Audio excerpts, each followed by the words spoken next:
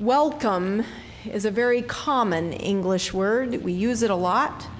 It's kind of plain next to the other Bible words in this text, words like prophet and righteous. It sounds kind of prosaic next to more lofty theological terms that we religious types like to throw around, like justification or sanctification, or my personal favorite, eschatology, the study of the end times. Welcome is a word that most people, I don't think, associate necessarily with the Bible or with a commandment of Jesus. Welcome is a word that most people just walk over or wipe their feet on. Nearly everyone I know, though, considers him or herself to be a welcoming person. But I thought it would be very funny if, like in the movie Liar, Liar, that people actually had to tell the truth about themselves when they introduce themselves, when they meet you. Like, hello, I'm Bob, I'm a curmudgeon, don't speak to me. Or, hello, I'm Betty, I'm a snob, I won't be making eye contact with you ever again. If everyone were as open to meeting new people as they say they are, the world would be a really beautiful place. But let's face it, most of us are a little reluctant to go out and introduce ourselves to someone we don't know. I am too. I'm kind of shy, believe it or not. In a crowd, I always feel kind of like that new kid in middle school who can't find the cafeteria. I often said I get kind of a big case of the heebie-jeebies when I walk into a room full of new people. And yet, that's what brave visitors to our church do here nearly every Sunday. I wondered what would change about us if we saw the welcome that we extend to them through the lens of these two passages. What if we considered the act of welcoming people to be a holy sacrament of worship? Now, to be fair, Jesus in today's passage from Matthew isn't actually giving instructions to his disciples about welcoming visitors to worship or helping them host a better coffee hour. He does suggest giving a cup of cold water to one of these little ones as an example of good and rewarding hospitality, but this text is about much more than that. All of chapter 10 is a long speech full of admonitions and warnings to the 12 disciples, those first 12, about the very dangerous mission that Jesus was sending them out to accomplish in his name. Jesus was commissioning the world's first Christian mission trip. Amazing. And if those 12 brave men hadn't found the courage to go out into the world and try to make disciples of the nations, that is, meet new people, perhaps of other nationalities even, and proclaim the gospel to them, not a one of us would be sitting here in this meeting house today. So what Jesus is doing in this passage is encouraging the disciples. He's reminding them of something they already knew from their faith heritage, from their Jewish upbringing. And that is the teaching that extending welcome to the stranger was considered a sacred obligation, as it was among many cultures of the Middle East, but certainly according to law of Torah. Human beings are called to extend holy welcome in the name of the one God, the one Creator who made us all brothers and sisters in God's image. So a cup of cold water, though, in the Middle East might literally become the gift of life to a thirsty traveler there in that desert country. Just imagine arriving in a Judean village after a long journey. You hadn't the privilege that we have here on I-84 of driving down the road and seeing the, signs that let you know that the McDonald's is coming up in only 0.7 miles, You didn't necessarily know where your next long drink would be. And then once you got to the edge of town, you wouldn't necessarily know right away where that town's spring or well, at least, the safe drinking water might be. So you'd have to go to someone's home. You'd have to knock on their door and ask. And most people who had lived in a village like that would draw the water for the day early in the morning because it might be some distance from their home. And so by later in the day, when a traveler would be likely to stop in, that water supply might be nearly depleted, or at least warmed up from sitting around, no longer cool and fresh. So what the host is called to do is to actually make a trek, maybe some distance out of their way, to draw fresh, cool water.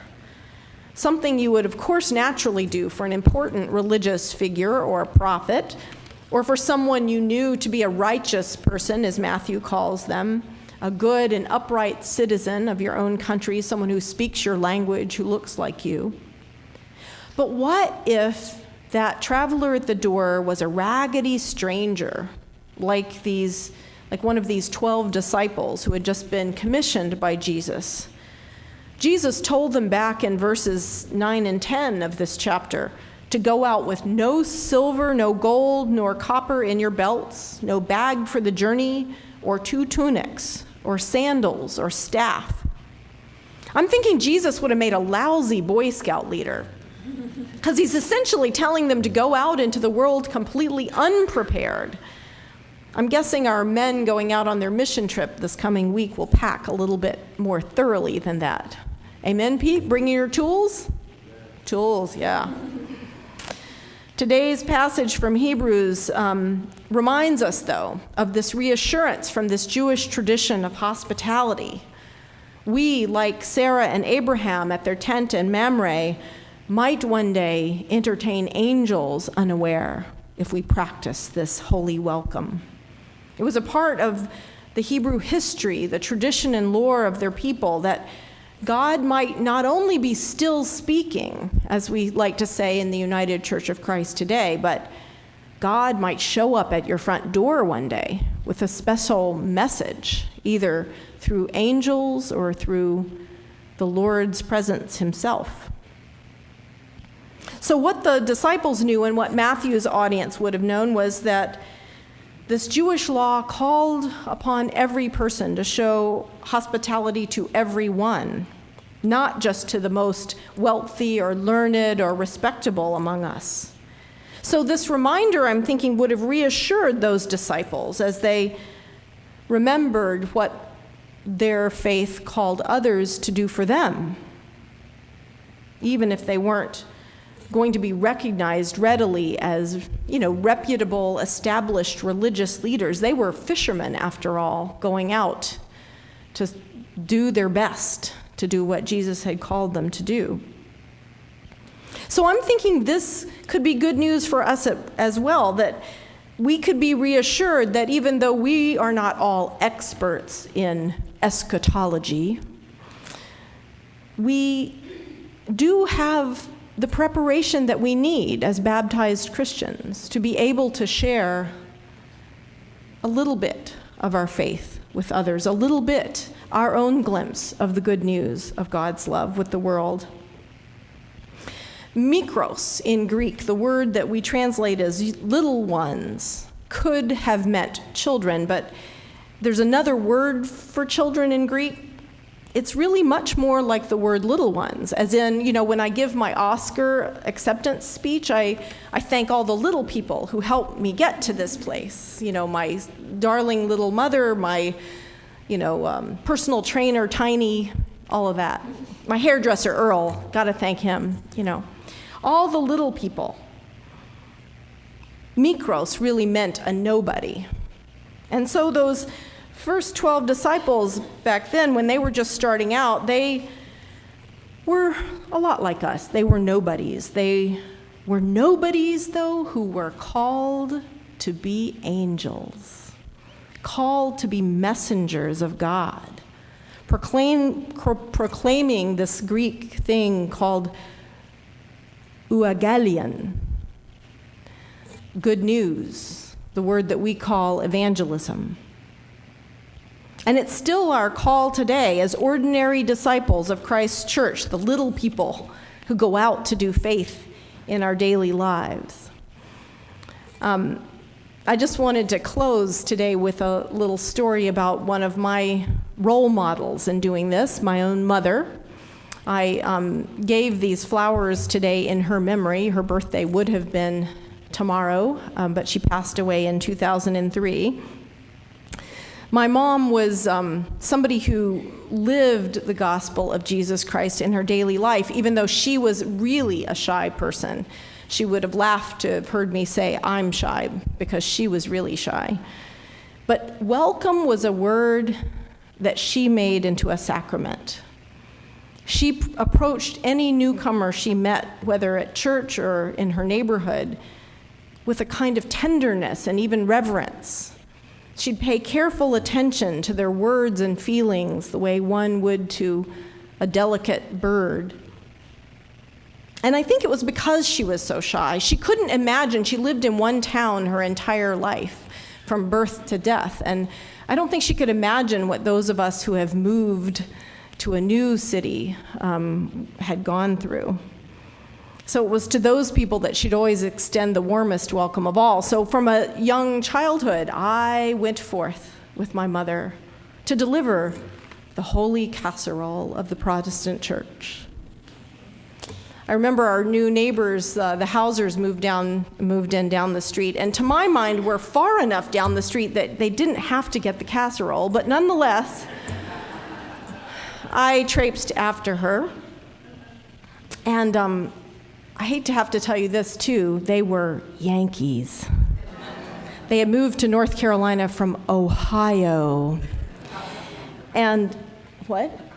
The promised land of Ohio, right. And I was a little shy. I think I hid behind my mother. I was about 8 years old.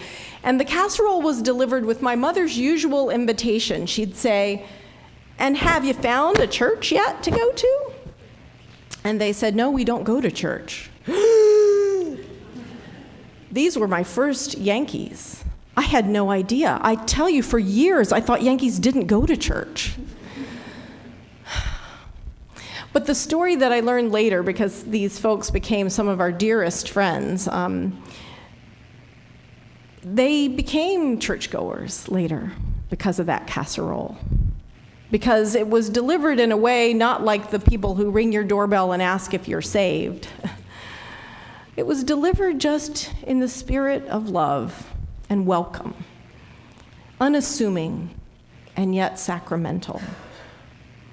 Later in life, back at the 2005 General Synod, where the United Church of Christ spoke out in favor of open and affirming in general, but also for gay marriage. It was a controversial meeting. I ran into a young man at one of the hearings who approached me, and he saw my name tag that I was a Smallwood, and he asked me if I was related to the Smallwoods in Greensboro, North Carolina. And I said yes, knowing that he was probably one of the millions of people who knew my father, who some of you met here last week, who was very active in the National Office of Communications and had attended a lot of General Synods. But no, he wanted to know if I was related to Aline Smallwood, my mother, who then had been dead about 1.5 years. And I said, well, yes, I am. I'm her daughter. And he looked at me with like tears in his eyes, and he said, well, I just want you to know, as a gay man visiting a church in the Bible Belt for the first time there, when I visited your church in Greensboro, your mother was the friendliest, nicest woman in the world. She greeted me at the door. She made me sit with her family. And he said, I just wanted you to know I made a $1,000 donation to the God is Still Speaking campaign in your mother's memory, because she bore witness to God's love to me. The simplest things we do shine God's light into the world.